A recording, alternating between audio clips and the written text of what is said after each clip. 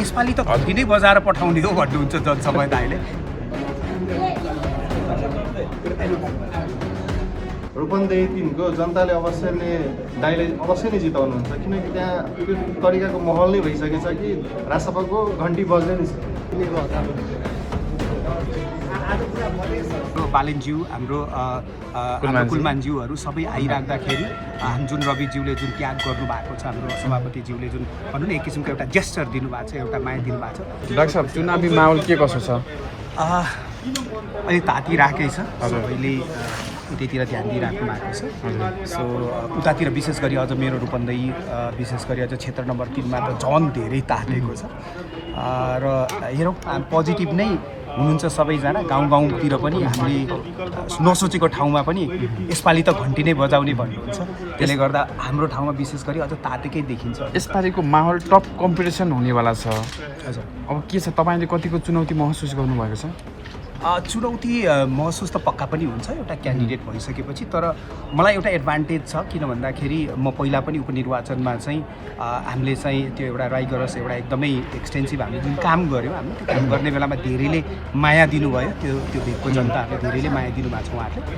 हामी सबै 9 जनालाई दिनुभएको थियो त्यतिखेर, त्यसमा म भाग्यमानी थिएँ। म चाहिँ अहिले त्यहाँको त्यो क्षेत्रको चाहिँ एउटा उम्मेदवारकै हिसाबमा अहिले पनि हाम्रो केन्द्रबाटै पारित भएर म अहिले छु र चाहिँ यसलाई मैले चुनौतीको हिसाब त आफ्नो ठाउँमा हुँदाहुँदै मेरो सहयोगी हातहरू त्योभन्दा धेरै भएको देखेर त्यो चुनौतीसँग त्यति धेरै म चाहिँ मलाई डर चाहिँ त्यति धेरै लागेको छैन, तर डेफिनेटली त्यो कन्फिडेन्स हाई भन्दा कन्फिडेन्स माथि नै छ भन्नुपर्छ, तर ओभर कन्फिडेन्स चाहिँ छैन। किन भन्दाखेरि चुनावै हो। हजुर, त्यहाँको माहौलले के भन्छ ठ्याक्कै? त्यहाँका जनताले जनसमुदायले के भनिरहेको छ यति बेला?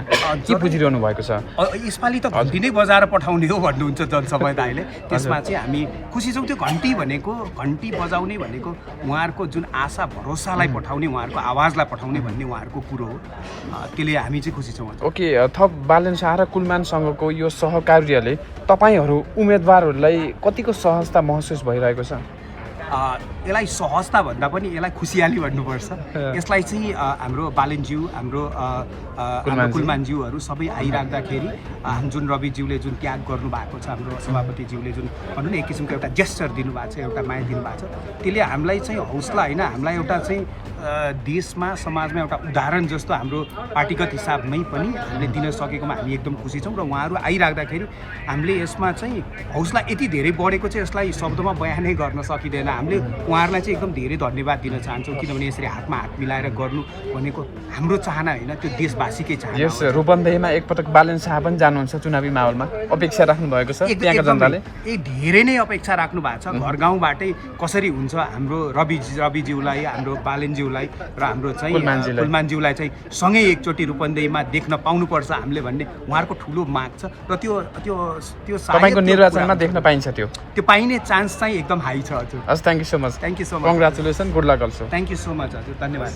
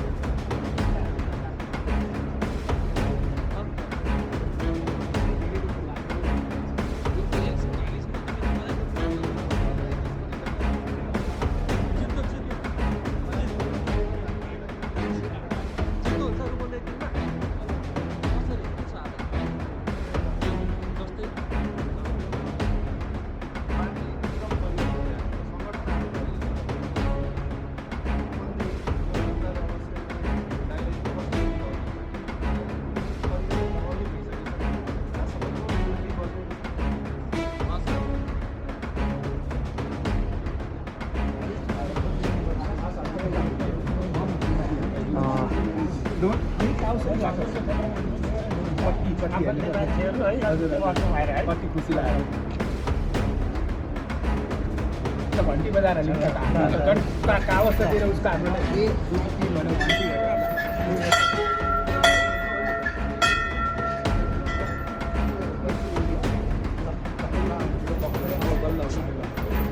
ल घन्टी बज्नुपर्छ अब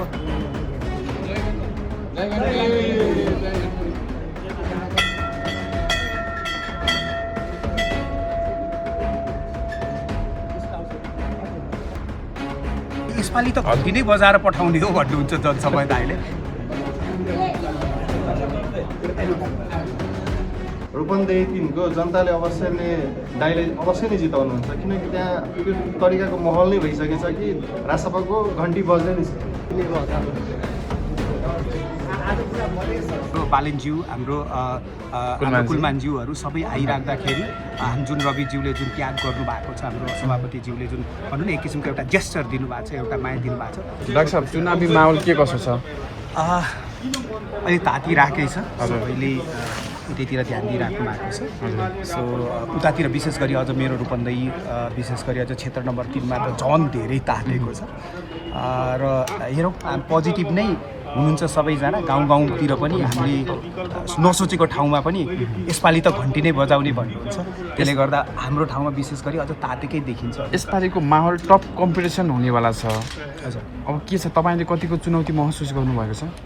चुनौती महसुस त पक्का पनि हुन्छ एउटा क्यान्डिडेट भइसकेपछि, तर मलाई एउटा एडभान्टेज छ किन भन्दाखेरि म पहिला पनि उपनिर्वाचनमा चाहिँ हामीले चाहिँ त्यो एउटा राइगरस एउटा एकदमै एक्सटेन्सिभ हामीले जुन काम गऱ्यौँ, हामीले त्यो काम गर्ने बेलामा धेरैले माया दिनुभयो, त्यो भेगको जनताहरूले धेरैले माया दिनुभएको छ। उहाँहरूले हामी सबै 9 जनालाई दिनुभएको थियो त्यतिखेर, त्यसमा म भाग्यमानी थिएँ। म चाहिँ एकचोटि अहिले त्यहाँको त्यो क्षेत्रको चाहिँ एउटा उम्मेदवारकै हिसाबमा अहिले पनि हाम्रो केन्द्रबाटै पारित भएर म अहिले छु र चाहिँ यसलाई मैले चुनौतीको हिसाब त आफ्नो ठाउँमा हुँदाहुँदै मेरो सहयोगी हातहरू त्योभन्दा धेरै भएको देखेर त्यो चुनौतीसँग त्यति धेरै म चाहिँ मलाई डर चाहिँ त्यति धेरै लागेको छैन, तर डेफिनेटली त्यो कन्फिडेन्स हाई हो। हाई भन्दा कन्फिडेन्स माथि नै छ भन्नुपर्छ, तर ओभर कन्फिडेन्स चाहिँ छ। किन भन्दाखेरि चुनावै हो। हजुर, त्यहाँको माहौलले के भन्छ ठ्याक्कै? त्यहाँका जनताले जनसमुदायले के भनिरहेको छ यति बेला, के बुझिरहनु भएको छ? यसपालि त घन्टी नै बजाएर पठाउने हो भन्नुहुन्छ जनसमय दाइले। त्यसमा चाहिँ हामी खुसी छौँ। त्यो घन्टी भनेको, घन्टी बजाउने भनेको उहाँहरूको जुन आशा भरोसालाई पठाउने, उहाँहरूको आवाजलाई पठाउने भन्ने उहाँहरूको कुरो हो। त्यसले हामी चाहिँ खुसी छौँ। ओके, थप बालन शाह र कुलमानसँगको यो सहकार्यले तपाईँहरू उम्मेदवारहरूलाई कतिको सहजता महसुस भइरहेको छ? यसलाई सहजता भन्दा पनि यसलाई खुसियाली भन्नुपर्छ।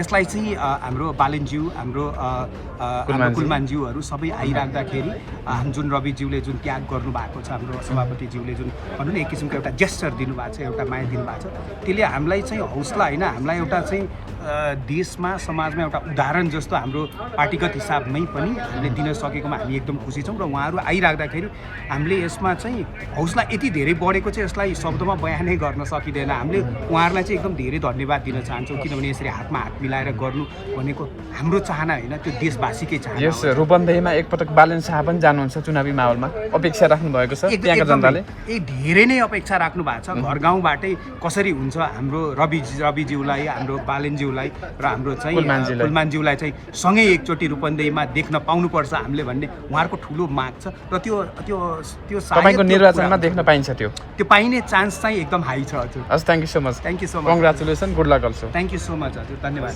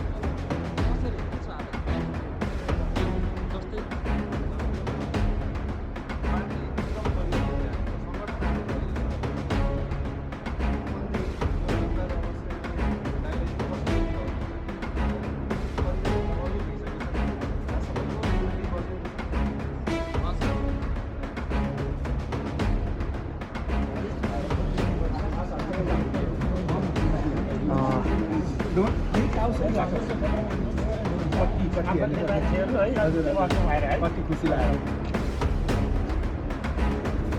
घन्टी बजाएर अवस्थातिर उसको हाम्रो